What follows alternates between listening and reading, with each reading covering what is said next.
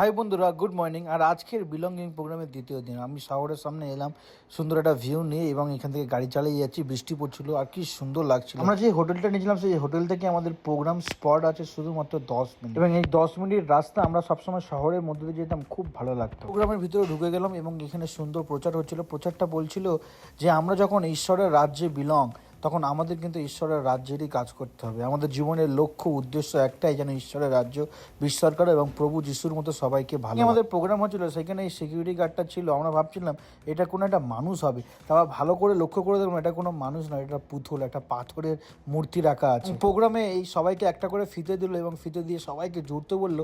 আর এটার মানে হলো আমরা একটাই টিম এবং সবাই রং বিরঙ্গিভাবে ঈশ্বরের কাজ করব। তারপরে আমাদের ছোট একটা স্ন্যাক্স হলো, সেটা খেলাম। খাওয়ার পরে আমাদের একটা ক্লাস হলো। তারপরে লাঞ্চের টাইম হয়ে গেল। আমাদের বার্গার দিয়েছিল এবং বিভিন্ন শাকসবজি দিয়েছিল। লাঞ্চ করার পরে উপরে অনেক অ্যাক্টিভিটি হয়েছিল, তাই উপরের দিকে আসলাম।